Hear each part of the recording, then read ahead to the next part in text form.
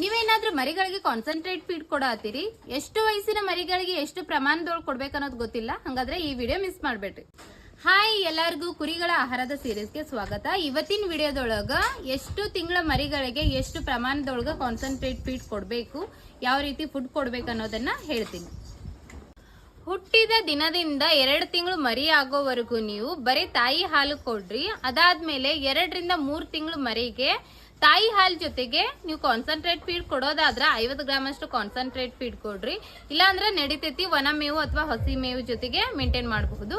ಆಮೇಲೆ 3 ತಿಂಗಳಿಂದ 9 ತಿಂಗಳು ಮರಿಗಳಿಗೆ ಹಸಿ ಮೇವು ಒಣ ಮೇವಿನ ಜೊತೆಗೆ 100 ರಿಂದ 250 ಗ್ರಾಮ್ ವರೆಗೂ ಕಾನ್ಸಂಟ್ರೇಟ್ ಫೀಡ್ ಕೊಡಬಹುದು. ಫ್ಯಾಟ್ನಿಂಗ್ ಒಳಗ ಸ್ವಲ್ಪ ಜಾಸ್ತಿ ಕೊಡ್ತಾರ. ಅಂದ್ರ ನೀವು ಮರಿಗಳನ್ನ ನಮ್ದ ಹೇಳ್ಬೇಕಂದ್ರ ನಾವು ಮರಿಗಳನ್ನ ತಂದ ದಿನದಿಂದ ಮಾರೋವರೆಗೂ ನಾವು ಅರ್ಧ ಕೆಜಿ ಅಂದ್ರೆ 500 ಗ್ರಾಮ್ ವರೆಗೂ ಕಾನ್ಸಂಟ್ರೇಟ್ ಫೀಡ್ ಹಾಕ್ತಿದ್ವಿ.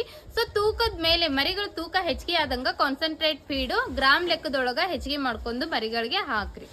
ಇವತ್ತಿನ ವಿಡಿಯೋದೊಳಗ ಎಷ್ಟು ತಿಂಗಳ ಮರಿಗೆ ಎಷ್ಟು ಪ್ರಮಾಣದೊಳಗ ಕಾನ್ಸಂಟ್ರೇಟ್ ಫೀಡ್ ಕೊಡ್ಬೇಕು ಅನ್ನೋದು ತಿಳ್ಕೊಂಡಿವಿ. ನೆಕ್ಸ್ಟ್ ವಿಡಿಯೋದೊಳಗ ಕಾನ್ಸಂಟ್ರೇಟ್ ಫೀಡ್ ಅಂದ್ರೆ ಕೈ ತಿಂಡಿ ಯಾವ ರೀತಿ ಮಾಡ್ಕೋಬೇಕು ಅನ್ನೋದನ್ನ ಹೇಳ್ತೀನಿ. ಅಂದ್ರೆ ಎಷ್ಟು ಪರ್ಸೆಂಟೇಜ್ ಒಳಗ ಮೆಕ್ಕೆಜೋಳ, ಹಿಂಡಿ, ಉಪ್ಪು, ಮಿನರಲ್ ಮಿಕ್ಸರು ಮತ್ತೆ ಅಕ್ಕಿ ತೌಡು, ಗೋಧಿ ತೌಡು ಮಿಕ್ಸ್ ಮಾಡ್ಬೇಕು ಅನ್ನೋದನ್ನ ಹೇಳ್ತೀನಿ. ಅಲ್ಲಿವರೆಗೂ ನನ್ನ ಪೇಜ್ನ ಫಾಲೋ ಮಾಡ್ರಿ.